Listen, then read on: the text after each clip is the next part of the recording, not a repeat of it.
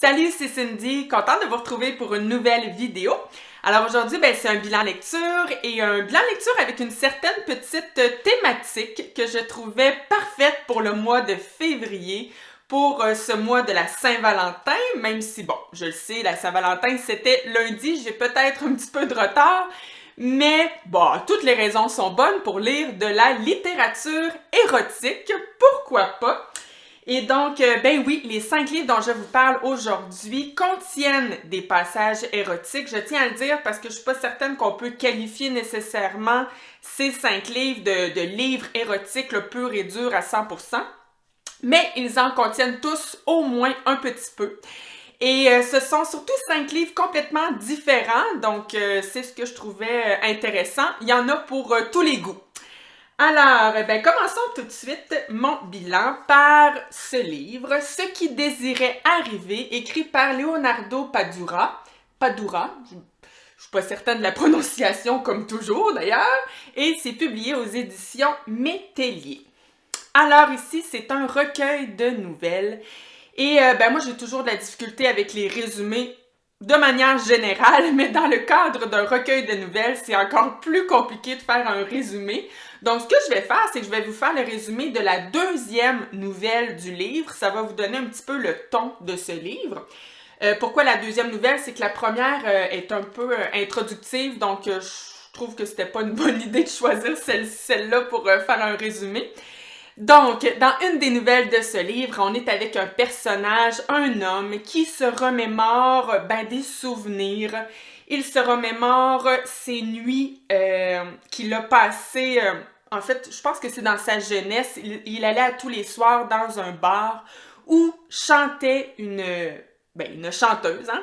Chantait une chanteuse, ça se dit très mal, mais bref, il fantasmait sur cette femme, il la désirait ardemment et il va même, il va finalement vivre certaines soirées de passion avec cette femme-là, mais c'est de très courte durée parce que cette femme va ensuite disparaître. En fait, elle va déménager dans un autre pays et donc on est avec un personnage rempli de regrets, de nostalgie. Donc, il se demande un peu si cette femme était restée dans son pays, qu'est-ce qui serait arrivé? Est-ce qu'il aurait développé une relation? Donc voilà, on est avec ce genre d'émotion. Et je trouve que ça décrit très bien le genre de nouvelles qu'on retrouve dans ce livre. On est souvent avec des personnages justement très nostalgiques. On a beaucoup les souvenirs dans ce livre-là, beaucoup des histoires de passion, mais de passion inassouvies souvent. Donc voilà un petit peu le ton de ces nouvelles.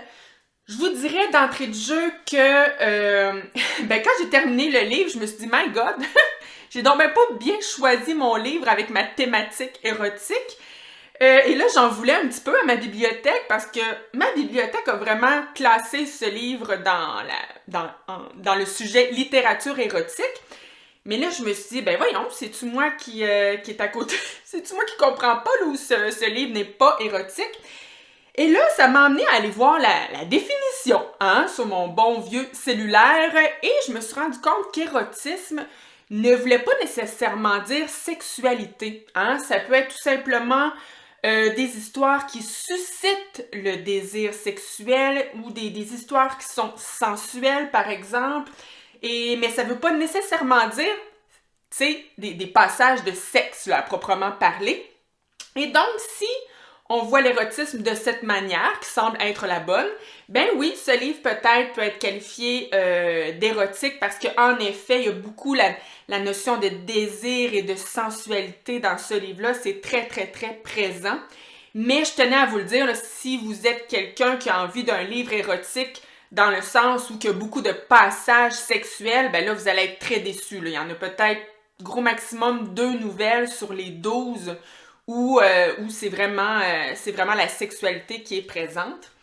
Mais bon, là, si, mettons, on oublie la thématique érotique là, et que je vous donne tout simplement mon avis sur ce livre, eh bien, j'ai beaucoup aimé l'écriture de l'auteur.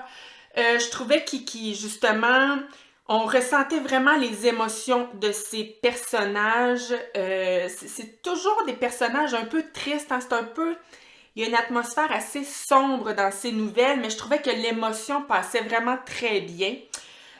Parlant de l'atmosphère, je trouvais qu'on se sentait vraiment à Cuba. J'aimais ça.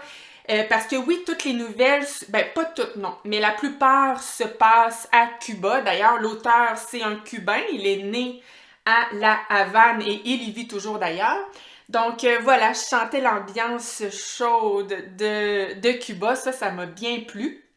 Mais sinon, ben le bémol, c'est que je trouvais que les histoires étaient, ben pas plates quand même, pas plates, mais ben un peu ennuyantes. Tu sais, c'était pas des mauvaises histoires, mais ouais, c'était plutôt ordinaire, on va se le dire, comme histoire, mais il reste quand même que si vous aimez être plongé dans une atmosphère, une ambiance avec des beaux personnages, puis avec les émotions qui passent très bien, une belle écriture, ben oui, je vous recommande ce livre. Donc, ben pour moi, ça a été une lecture correcte, mais sans plus. Alors, ben, les deux prochains livres dont je vous parle, deux parce qu'en fait, c'est un tome en deux parties. Alors ici, on est dans une romance érotique. Alors, j'ai lu About Truth, écrit par Nadège Roy et publié aux éditions Ediling. Alors, ben, vous vous souviendrez peut-être que l'année passée, j'ai lu About Love de la même autrice et j'avais bien aimé About Love, qui était aussi une romance érotique, peut-être que Ben non, oui, quand même, j'allais dire que la part érotique était peut-être moins présente, mais pas, non, c'est pas vrai, c'était quand même assez présent aussi dans About Love. Et là, dans About Truth, ben, on est avec Maryse. Maryse, c'est la meilleure amie de Nora, qui était le personnage principal dans About Love. Mais Maryse, elle est complètement l'opposé de Nora, complètement différente. Parce que Nora, c'était une femme fin trentaine, une maman de 3 enfants, une femme un peu timide quand même, un peu romantique dans l'âme, alors que Maryse ici, c'est une femme début trentaine, une célibataire endurcie qui ne veut rien savoir de l'engagement. C'est aussi une femme qui a un très gros besoin de sexe et elle s'assume complètement là-dedans. Elle collectionne voyons, c'est quoi le mot? Les relations d'un soir, là, c'est parce que c'est quoi je voulais dire? Elle collectionne les conquêtes, c'est ça, c'est le mot que je cherchais. Les conquêtes d'un soir et jamais elle ne veut que ça se poursuive dans une relation amoureuse. Et là, ben Maryse, dans ce livre, elle va faire la rencontre de Dylan parce qu'elle se rend à New York pour... en fait, elle a plusieurs connaissances à New York, donc elle veut avoir, oui, une belle semaine de vacances à s'amuser avec quelques amis. Mais il y a aussi un côté professionnel à tout ça, parce que Maryse, c'est une auteure et sa série de livres va être adaptée en film et donc elle veut se faire aider par un avocat pour le contrat. Et donc, c'est pour ça qu'elle va rencontrer Dylan, qui va devenir son avocat, qui était d'ailleurs le meilleur ami de Carter dans About Love. Et là, ben, Dylan, je vous dirais que c'est un peu la version masculine de Maryse. Donc, tout ce que je vous ai dit pour Maryse, c'est la même chose pour Carter. Et lui aussi, là, il veut rien savoir des relations amoureuses. Puis, ben, là, vous en doutez bien. Ben, je dis vous en doutez bien, c'est parce que c'est un cliché qu'on voit quand même souvent dans les romances. Au début du livre, ben, les deux vont, bon, peut-être pas se détester, mais disons qu'ils ne s'apprécient pas nécessairement. Et leur caractère très fort, l'un et l'autre, va faire des flamèches. Mais en même temps, ils ont une attirance foudroyante l'un et l'autre. Et ben, voilà, hein, je vous spoil rien. Tranquillement, pas vite, il va avoir une histoire de romance qui va ressurgir de tout ça entre notre Maryse et Dylan. Alors, bon, ben, je vous dirais d'abord que j'ai malheureusement vraiment beaucoup moins aimé About Truth que Truth. J'ai essayé ça de dire ce mot-là. J'ai beaucoup moins aimé About Truth que About Love. Ben, je pense tout simplement que comment dire? je me voyais beaucoup plus dans le personnage de Nora dans About Love, tu sais, étant moi-même aussi une femme de presque 40 ans avec des enfants. Donc, on dirait que je pense que je vivais un petit peu le fantasme à travers le personnage de Nora dans About Love, alors que dans ce cas-ci, je ne m'identifiais pas du tout au personnage de Maryse. Pas que c'est pas un beau personnage, mais tu sais, je sais pas, il y avait pas ce petit attachement que j'avais pour Nora dans About Love. Et ça, c'est tel que tel, mais je vous dirais que ce qui a surtout accroché, c'est que, comme je vous disais tantôt, il y a plusieurs petits clichés dans ces livres qu'on a souvent dans les histoires de romance. On avait aussi ces clichés-là dans About Love, mais ici, ils sont vraiment toujours trop gros, tu sais, voire peut-être grossier, je sais pas trop, c'est comme too much dans ce livre-là. Et je peux vous donner un exemple. Au tout début, là, Dylan va aller voir Maryse, alors qu'on est au début, là, donc il ne s'apprécie pas encore nécessairement. Et là, il va aller lui dire, je vais accepter de faire ton contrat, de te supporter là-dedans, mais en échange, je veux que tu m'accompagnes à une soirée avec un client et que tu te fasses passer pour ma blonde parce que je veux pas, parce que mon client veut me présenter sa fille, puis moi, ça m'intéresse pas, je veux rien savoir de sa fille, fait que comme ça, s'il me voit avec toi, puis il voit que j'ai une blonde, ben, il aura pas à me présenter sa fille. Moi, je lisais ça, puis je me disais, ok, mais pourquoi tu dis pas à ton client que tu veux juste pas t'engager, puis que tu veux pas rencontrer de femme, tu sais, il y a tellement 1001 excuses possibles. Pourquoi être allé chercher Maryse pour qu'elle t'accompagne à cette soirée, alors que pourtant, t'es pas supposé apprécier la présence de Maryse, tu sais? Puis bien évidemment, ça va permettre qu'à cette fameuse soirée où il l'amène puis qu'elle prétend être sa blonde, ben, hein, ils vont jouer le jeu, ils vont s'embrasser, puis là, le petit miracle va se produire, ils vont s'apercevoir que, oh my god, c'est-tu donc ben pas plaisant, ça, hein? Fait que, ben c'est ça. Je trouvais ça quétaine, j'aime ça un peu de quétaine dans les romances, là, j'ai pas de problème avec ça, mais là, je trouvais ça un peu too much. Et là, ben, le terme too much, justement, là, c'était la problématique de ce livre. Et d'ailleurs, dans le tome 2, là où j'ai un peu cassé, parce que, tu sais, veux pas, ça fonctionnait quand même. Tu sais, même si je trouvais ça full quétaine, j'avais quand même un certain plaisir, puis ça remplissait le mandat. Tu sais, quand on veut lire de la romance érotique, je trouvais que oui, j'étais comblée à ce niveau-là.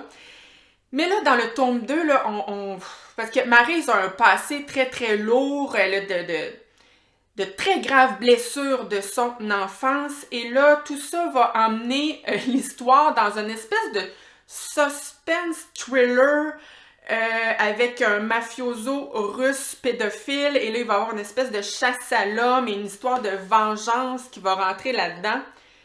Et là, ben, c'était pas mauvais non plus. Puis d'ailleurs, je pense que les gens qui ne lisent pas de suspense ou de thriller vont peut-être trouver ça rafraîchissant d'avoir ce petit côté-là dans une romance. Mais moi ben là, je dis pas ça, je veux pas être prétentieuse quand je dis ça, mais moi, c'est un genre que j'aime beaucoup. Donc, j'en lis beaucoup des suspens et des thrillers. J'en ai d'ailleurs de très bons qui m'attendent, ben je pense, qui m'attendent dans ma bibliothèque. Et là, quand on est rentré là-dedans, je me disais, ah non, mais non, c'est pas ça que je voulais, moi. Ben, j'allais dire un suspense de bas niveau. Comme je vous dis, c'est pas que c'est mauvais, mais tu sais, c'est pas... c'est léger, là, tu sais, c'est quand même assez faible comme côté suspense. Et bref, voilà, ça me tentait pas tant d'aller là. Mais d'un autre côté, hein, la fille est mitigée dans son avis.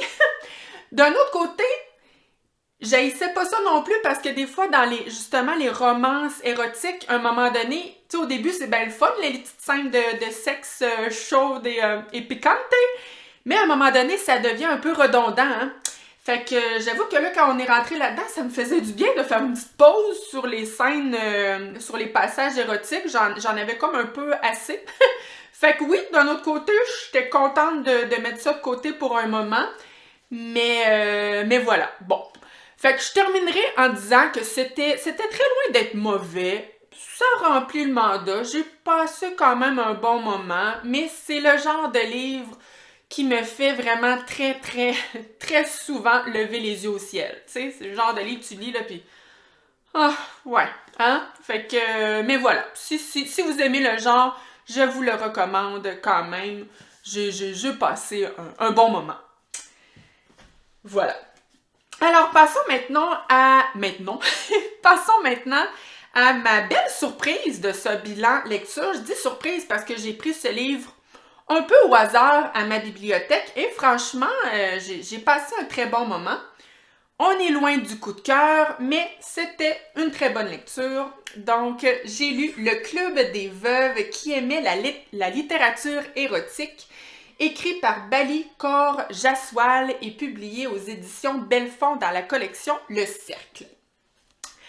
Alors, dans ce livre, on retrouve le personnage de Nikki qui accepte un petit boulot.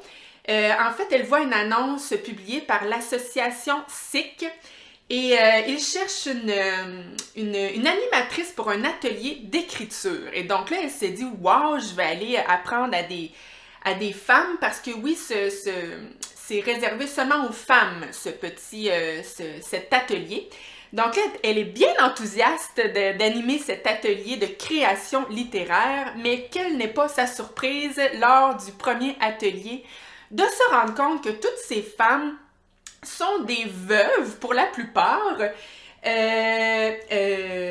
des Indiennes de tous âges, mais il y en a plusieurs quand même qui sont plutôt âgées.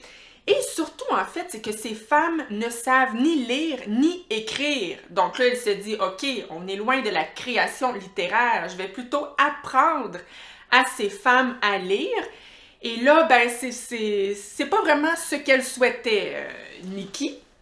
Mais bon, ça va être quand même de belles surprises parce que ces femmes-là, en fait, c'est un peu un prétexte, cet atelier d'écriture, parce qu'elle va vite se rendre compte que ces femmes-là ont tout simplement envie de partager, de se retrouver et de parler de leur vie. Et aussi, elle se rend compte qu'elles ont toutes ces femmes une passion pour les histoires érotiques, les histoires d'amour avec, oui, beaucoup de crousti-crousti.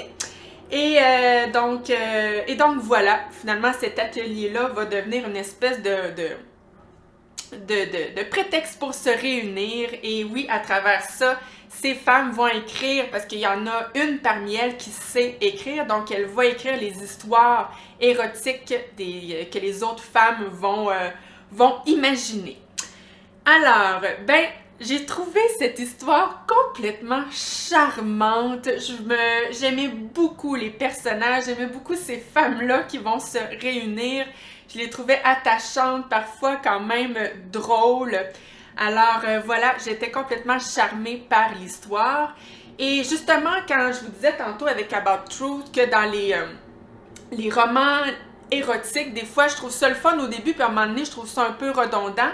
Ce qui est bien avec ce livre-là, c'est que oui, parfois on lit certaines de leurs histoires à ces femmes, mais tu sais, je vous dirais que c'est peut-être 20 à 30% du livre seulement où on va lire ces petites histoires érotiques. Sinon, on est plutôt dans l'histoire de Nikki et de ses femmes. Donc, tu sais, je trouvais que c'était juste parfait.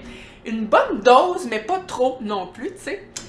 Et par contre, je vous avoue que même si j'étais totalement charmée au début, je vous dirais que dans le milieu du livre, je sentais un petit essoufflement. C'est comme si tranquillement, pas vite, on dirait que je me désintéressais un peu de l'histoire. Et on va s'en aller ben là, c'est drôle, hein, ça va un peu ressembler à ce que je vous disais pour About Truth. Mais on va tout d'un coup un peu s'en aller vers un petit côté thriller parce que Nikki va se mettre à enquêter sur la mort suspecte d'une femme qui fait partie de cette communauté de femmes indiennes qui, moi je vous l'ai pas dit, mais ce sont oui des femmes d'origine indienne mais qui habitent à Londres. Et donc voilà, il y en a une d'entre elles qui est morte, mais c'est suspect comme mort. Et donc là, Nikki va se mettre à poser des questions à plein de gens pour tenter de comprendre et ça va mettre sa propre vie en jeu. Et donc voilà, on va s'en aller vers ce petit côté intrigue, suspense. Mais là, encore une fois, c'était tellement très léger et parfois, il y avait un petit côté invraisemblable, je trouvais, qui m'a qui m'a peut-être un peu déplu, mais d'un autre côté, c'était bien aussi. C'est le fun des fois quand même, des histoires comme ça, légères, mais surtout que ce livre-là va aborder plusieurs sujets quand même assez sérieux, tu sais, parce que ces femmes-là ont toute une vie quand même assez passionnante, mais une vie difficile. Elles racontent leur solitude, elles racontent souvent des histoires de soumission aux hommes, elles ont parfois des histoires de violence conjugale à raconter, toutes ces femmes. Et voilà, je trouvais que c'était des sujets très sérieux pour être abordés de manière peut-être trop légère, mais en même temps, ça fait du bien aussi. Donc, encore une fois, hein, je ne suis pas tranchée dans mon avis. Mais franchement, là, j'ai passé un bon moment. Puis comme je vous dis, vu que je n'avais aucune attente, ben ça a été une belle surprise, une belle histoire, des beaux personnages. Puis l'idée de départ vraiment complètement charmante et cute. Oui, cute. Donc voilà un livre que je vous recommande si ça vous tente. Et là, le dernier livre dont je vous parle, complètement flyé, c'est une bande dessinée fantastique, érotique. Oh oui, et oui, si vous vous dites on ne peut pas marier tous ces genres, Cindy, eh bien oui, Geoffroy Monde, l'auteur et illustrateur, a réussi avec ce livre, Le privilège des dieux, publié dans la collection BDQ, hein, ça le dit, BDQ, et c'est publié aux éditions Les Requins Marteaux. Alors, dans cette bande dessinée, en fait, les dieux de l'Olympe menaient sur le monde entier. Donc, tous les êtres humains sont soumis aux dieux de l'Olympe. Mais là, Prométhée, un des dieux, veut leur rendre la liberté. Donc, il se rend sur Terre et il veut leur donner le feu sacré. Et pour ce faire, il doit faire l'amour avec tous les êtres humains de la planète Terre. Et c'est ce qu'il va faire. Il va remplir sa mission. Et donc, les êtres humains vont tout à coup ne plus être soumis aux dieux de l'Olympe et ils vont tout à coup avoir le savoir et l'intelligence. Mais là, les dieux de l'Olympe sont très fâchés de ce qu'a fait Prométhée et ils veulent reprendre le feu sacré et ils vont donc envoyer le dieu Mercure sur la planète Terre pour reprendre le feu sacré aux êtres humains, mais pour ce faire, il doit lui aussi faire l'amour avec chacun d'eux. Mais là, ce n'est pas chose facile, contrairement à Prométhée. Lui, c'était très facile parce que les êtres humains, comme je vous disais, n'avaient pas le savoir à ce moment. Mais maintenant qu'ils l'ont, eux autres, ils regardent Mercure, puis non, c'est pas vrai que tu vas me faire l'amour de même comme ça, sans raison. Donc là, Mercure, là, lui, doit user de charme, il doit les convaincre de faire l'amour. Et donc, sa mission va être beaucoup plus difficile et surtout beaucoup plus longue. Je ris en même parce que, ben mon Dieu, qu'est-ce que j'ai passé de cette BD? Honnêtement, j'ai passé un bon moment de divertissement. Oh oui, tout à fait. Comme je vous dis, c'était complètement flyé. Et justement, le côté flyé me faisait sourire. Pas rire, là, c'est pas... Non, je dirais pas que c'est une bande dessinée humoristique, mais vraiment, ça me faisait sourire. Donc oui, j'ai passé un moment divertissant. Donc si vous voulez vivre ce genre d'expérience, pourquoi pas? Et là, j'ose pas vous montrer de planche, là, parce que je vous dirais qu'il y a plusieurs dessins assez explicites. Donc d'ailleurs, habituellement, je mets toujours les livres que je suis en train de lire sur ma petite table du salon et ma fille, quand c'est des bandes dessinées, ben elle se dépêche toujours d'aller les regarder parce qu'elle trouve ça bien beau. Mais celui-ci, je ne l'ai pas laissé traîner sur ma petite table. Ça me tentait pas d'avoir des questions.